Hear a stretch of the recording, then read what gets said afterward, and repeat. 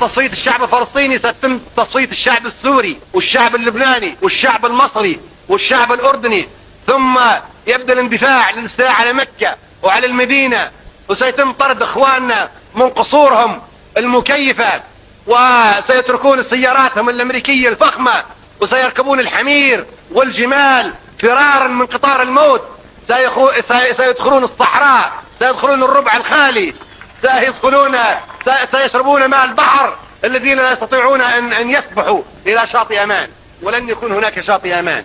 أن الإسرائيليين قادمون إلى مصر، الجيش الإسرائيلي قادم إلى مصر قريب أو بعيد، طال الزمن أو قصر، لابد من احتلال وادي النيل. هذا خط في العلم الإسرائيلي، وادي النيل، الخط الأزرق في العلم الإسرائيلي هذا وادي النيل. دولتك يا بني إسرائيل من الفرات للنيل، ما تطمئنوا يا أخواننا الذين تعيشون من الفرات للنيل. ولن يقتصر الخطر الإسرائيلي على الذين يعيشون بين الفرات والنيل، بل ستكون البلدان اللي خارج الخطين بلدان مواجهة جديدة. شمال أفريقيا سيصبح في خطر، لابد أن يخضع للدولة التي تمتد من الفرات للنيل. لابد أن تخضع تونس غصبا عنها، وتخضع الجزائر، وتخضع ليبيا، وتخضع المغرب في السيطرة الصهيونية غصبا عنهم. لابد أن يخضعوا في المستقبل. لو يعتقدوا أن السفارات الإسرائيلية تحميهم، السفارات الإسرائيلية السرية تحميهم، مكاتب رعاية المصالح تحميهم، المكاتب التجارية تحميهم، لن تحميكم. هذه مقدمة لقطار الموت، هذه مقدمة للخطر، هذه مقدمة للفناء.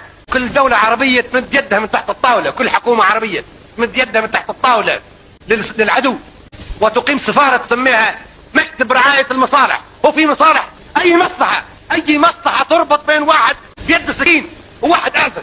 رعاية المصالح، أي مصالح لليبيا في تل أبيب، أي مصالح لتونس في تل أبيب، أي مصالح للجزائر في تل أبيب، أي مصالح لمسقط وعمان في تل أبيب. يا عالم فيه مصالح معقولة متبادلة بينه وبين تل أبيب، فيه موت متبادل، فيه فناء، فيه دماء. كل حكومة عربية تعمل سفارة إسرائيلية وتسميها مكتب العلاقات، مكتب تجاري، مكتب ارتباط، علشان ان تحاوروا.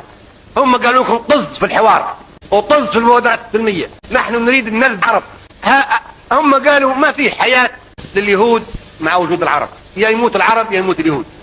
وما دام نحن في يدنا القوة ومعنا أمريكا والعرب في حالة ضعف، هذه هي الفرصة التاريخية التي تمكننا من حل هذا المشكل، وهو ذبح كل العرب. اللي يجري في فلسطين يا اخواننا الآن إبادة جماعية لشعب بكامله، ليست مسألة اعتداءات ولا حتى غارات.